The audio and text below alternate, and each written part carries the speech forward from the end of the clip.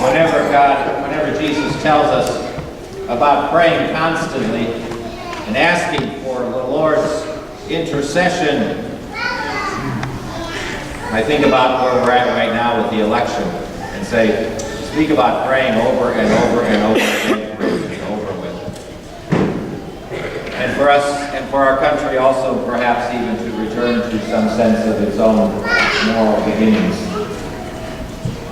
God is not like that unjust judge. He is definitely one who does hear us and does want to answer our prayers. But we have to do a lot in order for that to happen. We have to also be responsive to the Lord's invitation to us to be people of our values and people of our faith. One of the phrases that I've heard described about our community is that we live in the cedar bubble. When I think about a bubble, I think about those bubbles that were blown yesterday at the wedding.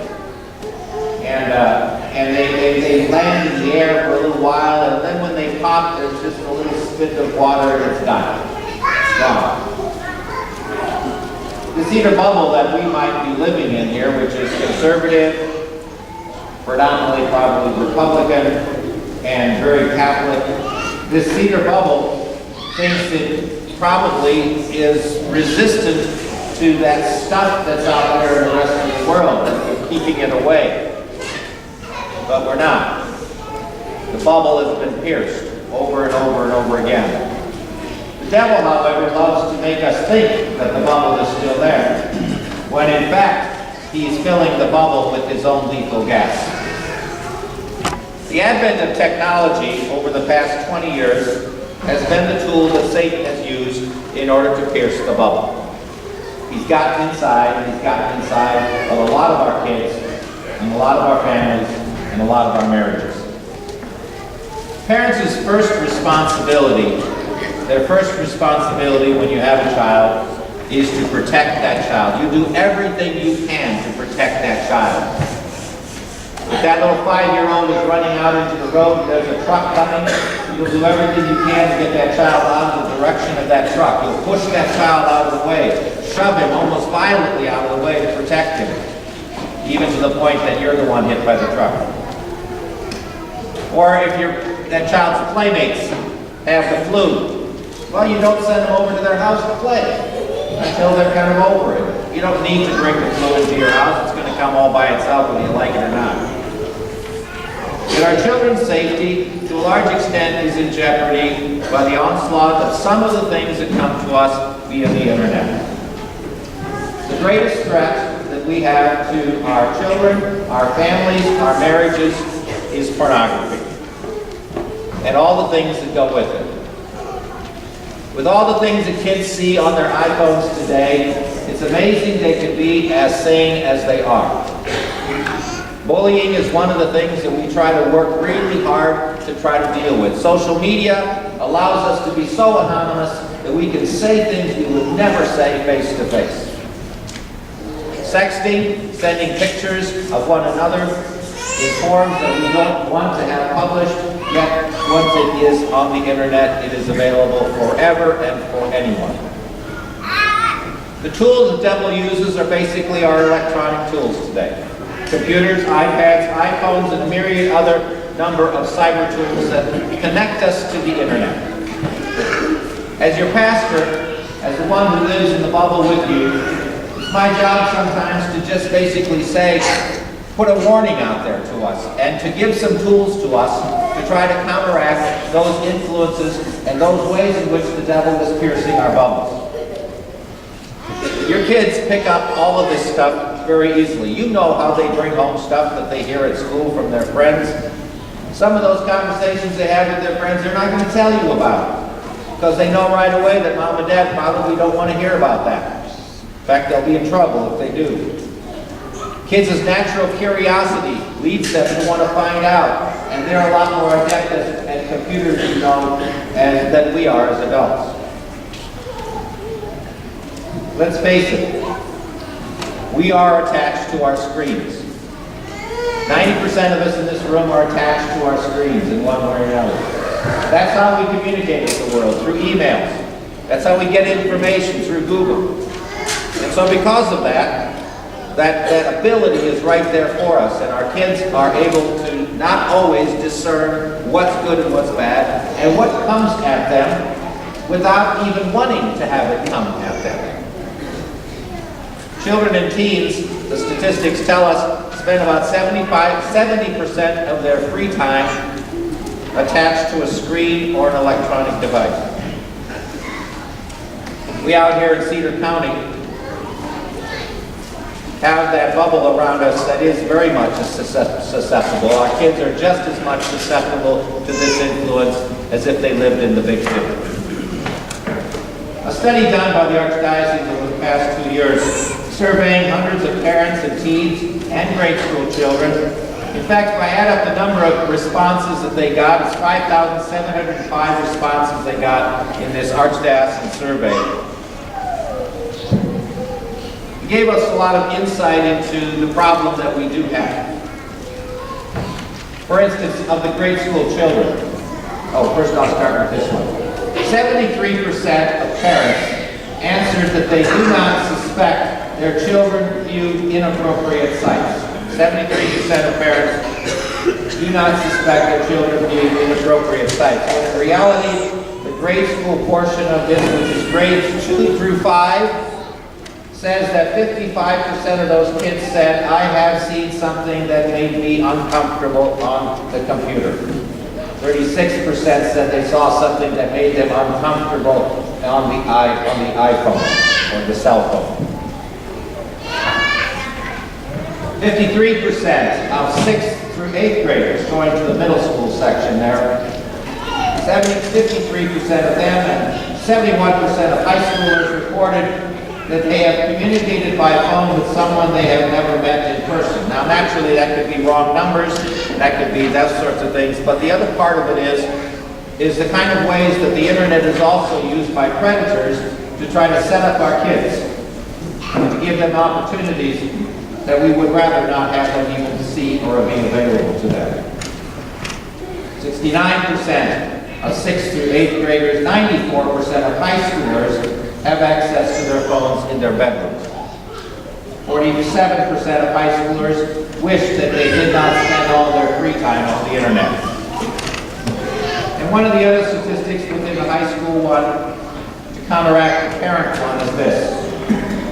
When it comes to high school kids, grades 9 through 12, 72% have said they've seen something that made them uncomfortable on their cell phone, 61% on their computer. And to ask that question a different way of those kids, I have seen something that would concern my parents. On the cell phone, 75%, on the computer, 62%. The issues are definitely there. The problems our kids are dealing with are there. And I've been here long enough that I know it to be the case also. The results and the consequences of the use of pornography from the internet are huge. And we can actually pinpoint with a number of studies that these things are involved in some of the demise of our families. First of all, the worst part about it, and the worst part that we all know, is that it robs kids of their innocence. When they're little, when they're in grade school, when those things come at them in their face, it robs them of their innocence. It makes them asking questions that they don't need to be asking at that point in their life. It puts kids at risk of human trafficking, which may not be something we think about too much in our area here, but nonetheless it's a national problem, and it's a real problem even in the state of Nebraska. What pornography does to us as men and as women and as kids is it coarsens our view of others, especially of the opposite sex. Even the presidential election today, demonstrates some of that coarsening of our society, where we just got harsh and we're got disrespectful for one another. It makes us see other people as objects for ourselves, objects for our own pleasure, rather than people deserving of respect. Pornography makes marriage vows harder to keep. And it has lowered our morality. It's helped to lower our morality, whether it's a cause or a symptom, it's really beside the point. When you look at the national studies that tell us that 87% of young men see nothing wrong with pornography. When in fact, pornography usage is linked to deviant sexual behaviors and even substance abuse. Where the internet is a factor in 2 of 3 divorces. And these last 2 statistics are the scariest ones of all. 1 in 5 children, ages 10 through 17, receives an unwanted sexual solicitation online. 1 in 5. That's 20% of our kids, 10 through 17, in one way or another could receive, through the internet, and do receive, sexual solicitation. And the last one, 9 through 10, 9 out of 10, or 90% of kids 8 through 16 have viewed pornography on the internet, many times unintentionally. The average age for the exposure to internet pornography is 11 years old. And the largest consumer of internet pornography are kids ages 12 through 17. So the values we have as a church and as the values you want to instill in your families and you want to stand up for are under assault in reality. The bubble's been pierced. The gas is getting in. So what do we do about it? Yes, our values of marriage and lifelong fidelity and family life and the sacredness of sex are being trashed by this gas that's coming into our bubble. So what can we do about it? Well, we can do a lot about it. Right? In our own homes, we can do a lot about it. We can secure our electronic devices with filtering and accountability software. And I know that probably a good high school kid will be able to get through some of that stuff, but at least your grade school kids will be well protected. Keep all the devices that you have at home in your public areas. One of the harshest and most difficult things I think for parents to do is when they discipline their kid and they say to them, you can't have your cell phone in your bedroom, and they go through a meltdown. Because why? They're addicted to it. That's the addiction process.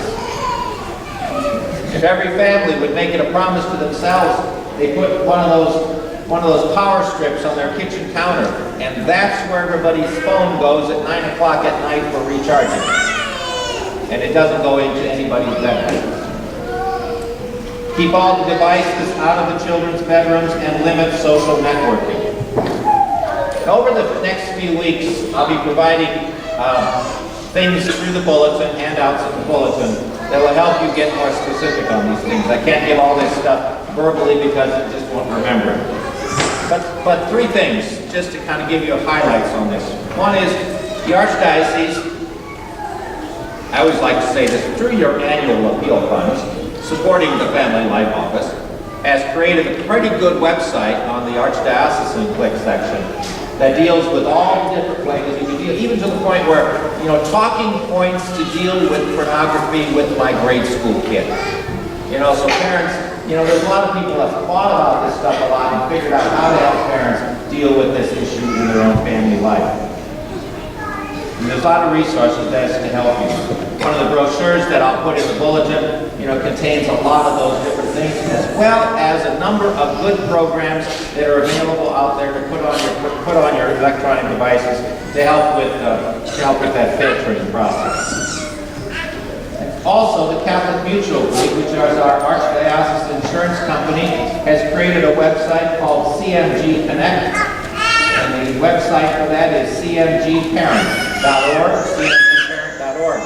And that's one of the things I'm going to be working with our grade school parents on, for them to go on that site, take a little 20-minute video, education kind of thing, and you can download a whole bunch of other things that relate to, literally, if you don't know how to put this stuff on your computer, it gives you a step-by-step process to help you with that.